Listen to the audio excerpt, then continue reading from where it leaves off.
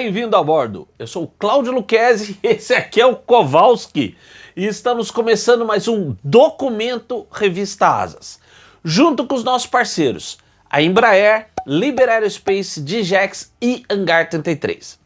Aproveita agora e já dá aí o seu curtir e não deixa de comentar, isso é muito bom, ajuda muito aqui o canal. Ajude o Kowalski a manter esse trabalho. O que assim, eu já te falei, não é fácil.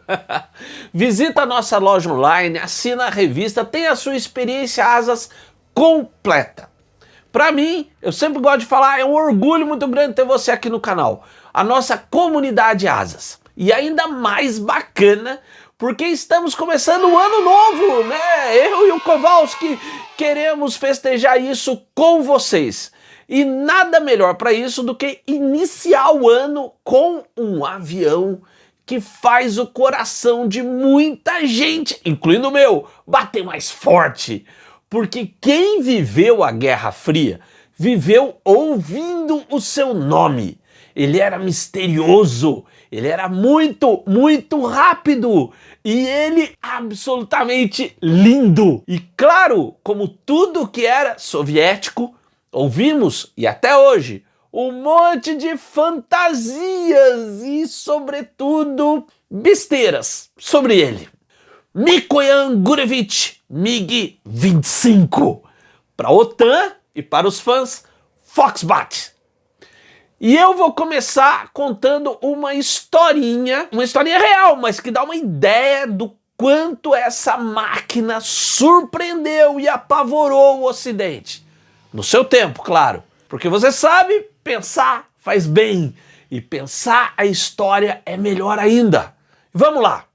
Era o auge da Guerra Fria.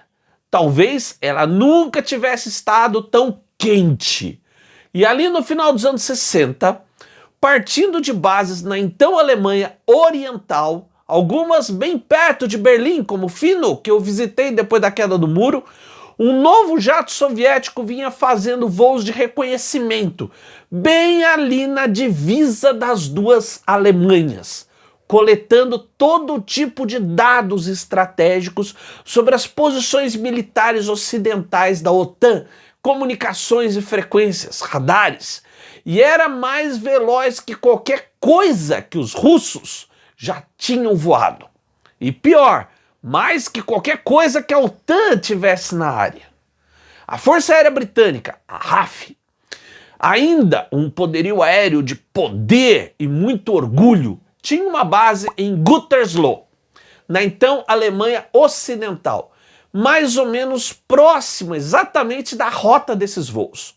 E então, Londres mandou para lá 2 esquadrões de seus mais novos e velozes interceptadores supersônicos, os English Electric Lightning F2.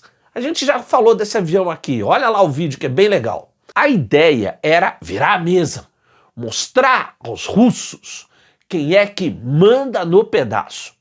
Na época, os Lightning eram os interceptadores de maior velocidade de subida e de maior altitude em serviço no Ocidente.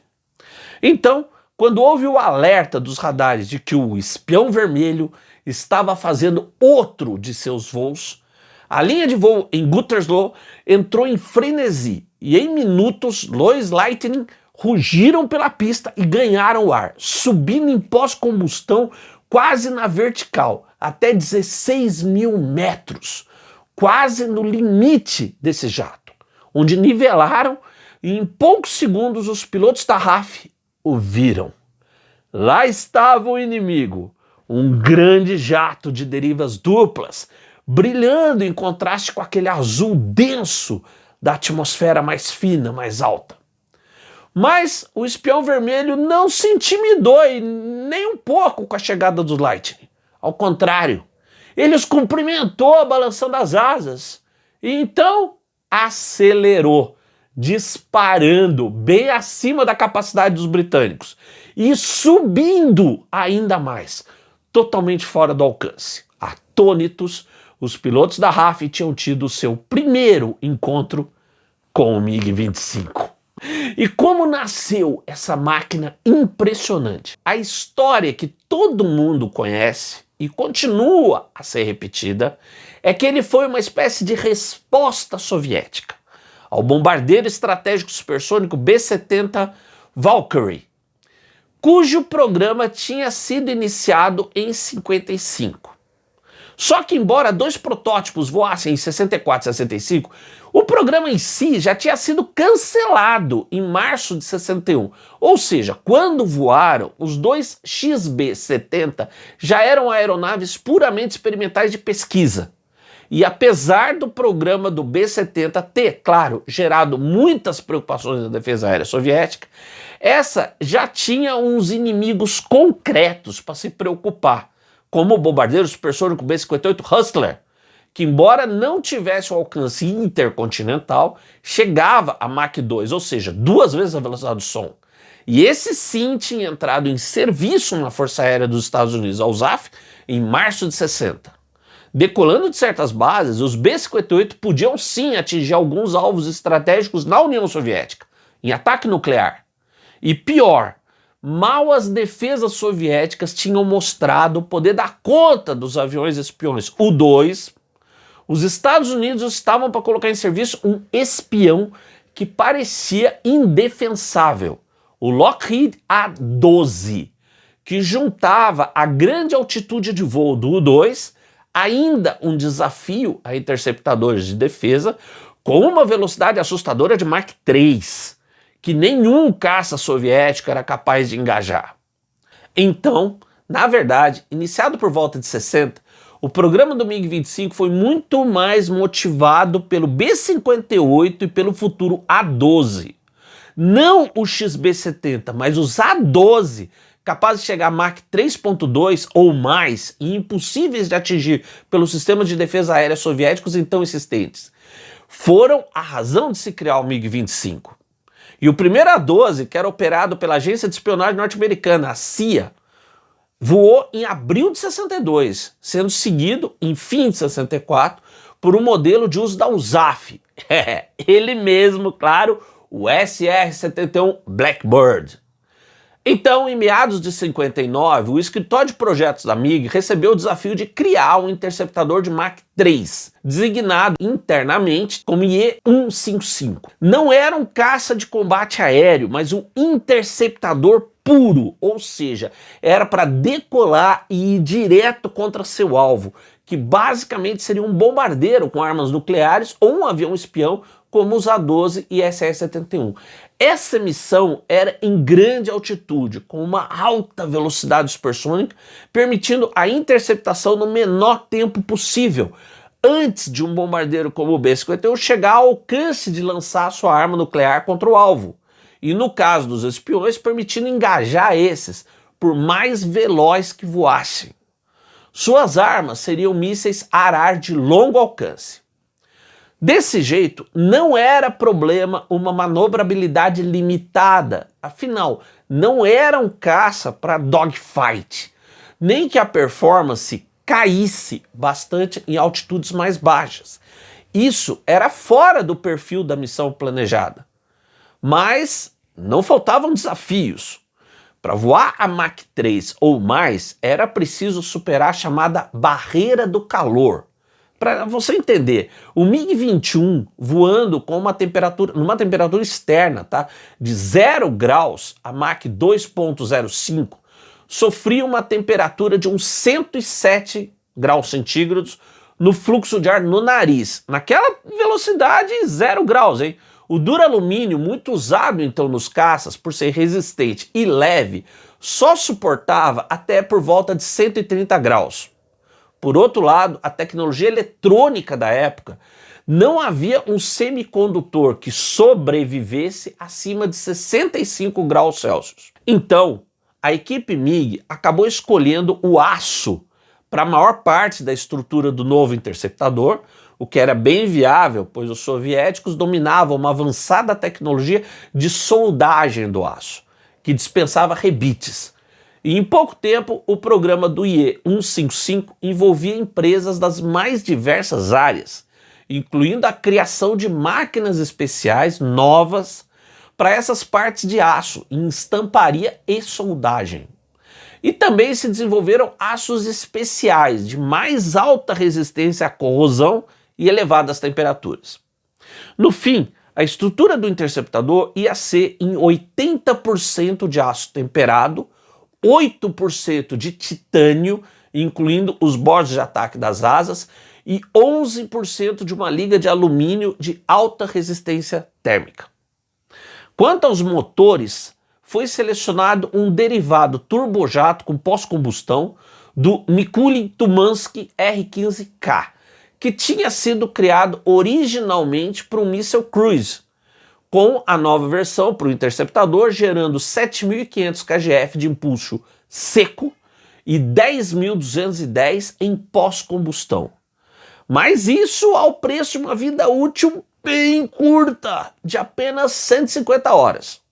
E sempre diante do desafio das altas temperaturas, as caixas dos motores receberam proteções térmicas, feitas de aço chapado com prata, com 0,03 milímetros de espessura.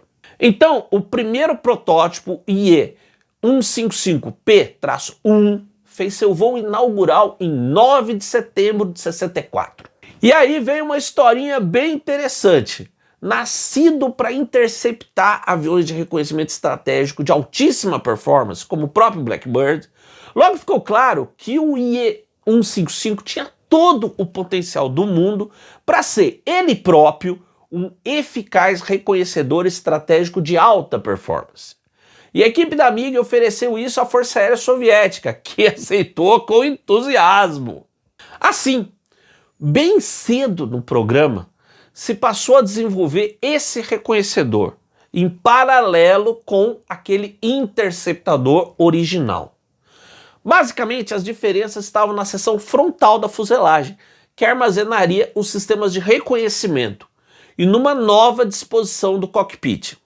O protótipo IE-155R-1 acabou voando antes do próprio P-1, em 6 de março de 64. Para um avião de performance tão impressionante, os testes em voo foram surpreendentemente bem. Lógico, isso não quer dizer que não houve desafios a serem superados, como uma perigosa assimetria observada quando se disparava apenas um míssil levado sob as asas em altas velocidades.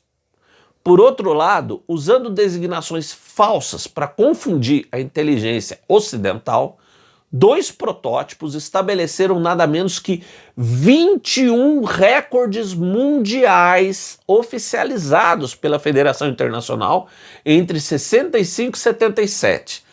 9 deles só foram superados em 94. O primeiro modelo de interceptador, o MiG-25P, foi aprovado para serviço e entrou em produção em 69, tornando-se totalmente operacional em 73. Seguindo o padrão de codinomes da OTAN, foi chamado de Foxbat-A, um nome iniciado com F de Fighter, caça em inglês, uma categoria bem abrangente, indo desde interceptadores até caças-bombardeiros. E com o nome de família dado pela OTAN, a primeira versão de reconhecimento que apareceu na mesma época, o MiG-25R, virou o Foxbat-B. O coração do sistema de missão do MiG-25P era o radar SMERSH-A, com alcance para um alvo do tamanho de um caça de 100 km para detecção e cerca de 55 km para engajamento. Esse alcance limitado do radar se justificava pela doutrina de que o radar de bordo só serviria para o engajamento final, o lançamento dos mísseis. Até chegar nesse ponto, seguindo a doutrina soviética, o interceptador estaria sob vetoração pelo controle da defesa aérea. Desse jeito, inclusive, o SMERSH-A era integrado com o Data Link, que permitia que o piloto visse na sua tela a imagem do radar terrestre da defesa aérea e vice-versa. Uma vantagem disso é que, estando com seu próprio radar desligado, o MiG-25 podia se aproximar do seu alvo sem alertar com as emissões do seu próprio radar, que só era acionado no momento fatal para lançar os mísseis. E uma vez que o Foxbat estava em serviço, é fácil entender que o comando da defesa aérea e toda a Força Aérea Soviética estava ansioso de ver como ele se sairia para valer contra o inimigo. E nenhum lugar era melhor que isso nos anos 70 que o Oriente Médio. Disso resultou uma das mais secretas operações aéreas soviéticas de toda a Guerra Fria. Um destacamento de MiG-25 foi mandado ao Egito para missões de espionagem sobre Israel. Era uma unidade especial, com pessoal de elite, rigidamente selecionado, compondo então o 63º Regimento Independente de Aviação. E em março de 71, presta atenção na data, antes mesmo dele estar totalmente operacional na Força Aérea Soviética, 4 MiG-25, 2 interceptadores e 2 reconhecedores chegaram no Cairo, levados por cargueiros Antonov AN-22. A sua operação foi sediada na base aérea de Cairo Oeste, que para isso recebeu uma defesa aérea extra, com mísseis antiaéreos S-75 e S-125, e de um esquadrão egípcio de caças MiG-21. Os próprios Foxbat receberam marcações e identificações egípcias falsas, pois toda a operação era dirigida diretamente de Moscou e o governo egípcio não tinha controle algum sobre o regimento secreto. Em 26 de março de 71, o primeiro MiG-25 remontado fez um voo de teste sobre o Egito. E só isso já causou um pânico nas defesas israelenses e nos observadores militares norte-americanos em Israel, ao verem nos seus radares um jato inimigo voando ali na borda de Mach 3 e até um pouco mais. Em 10 de outubro, 2 MiG-25 fizeram a primeira missão sobrevoando o Mediterrâneo a Mach 2.5, a apenas uns 27 quilômetros do espaço aéreo de Israel, que enviou 2 caças F-4 Phantom II em interceptação, mas esses falharam totalmente em pegar os MiG-25.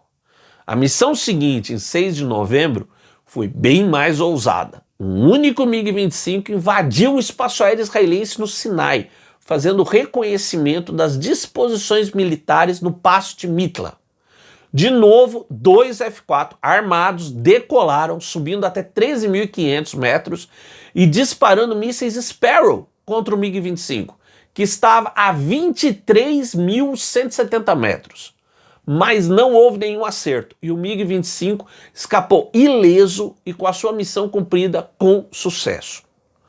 Um novo voo foi feito em 10 de março de 72, com 2 MiG-25 fotografando impunemente a base de Refidim, perto de Bir Gafka-Gaza. E em 16 de maio, a última missão, no outro sobrevoo do Sinai, numa rota de Port Said até Sharm el-Sheikh, fotografando as posições defensivas israelenses em toda a área, novamente com total impunidade.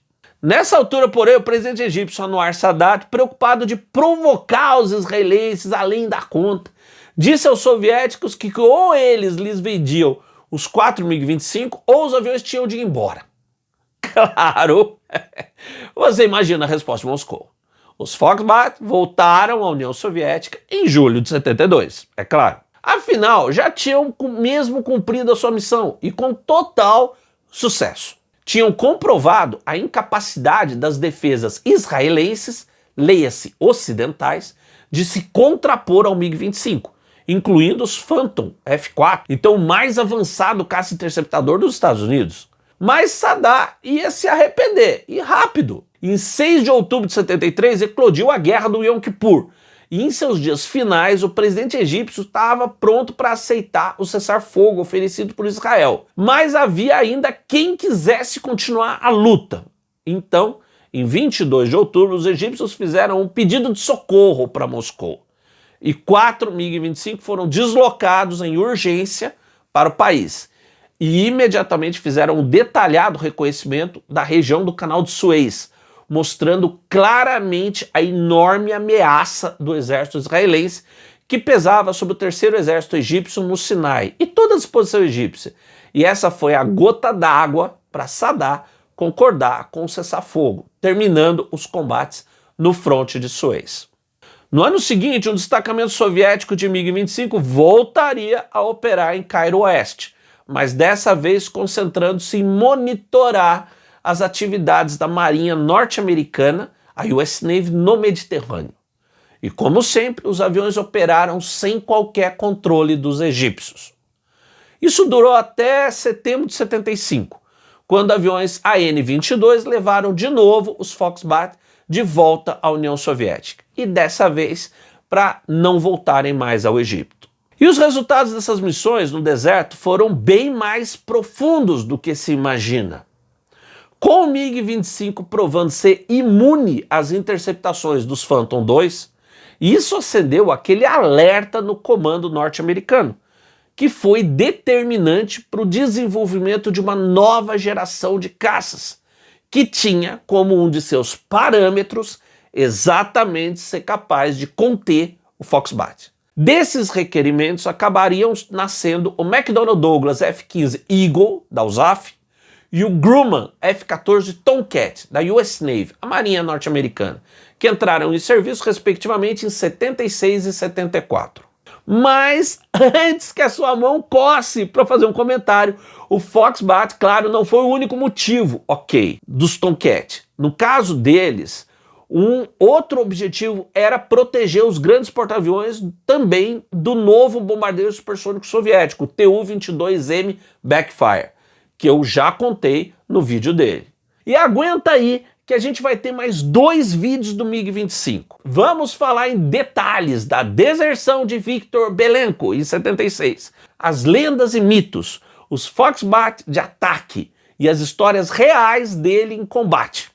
Aguarda aí para começar o ano com o pós-combustor no máximo, aqui no canal da Revista Asas, comigo e com o Kowalski, o melhor da aviação e sua história e cultura no YouTube. Um grande abraço e até o próximo voo.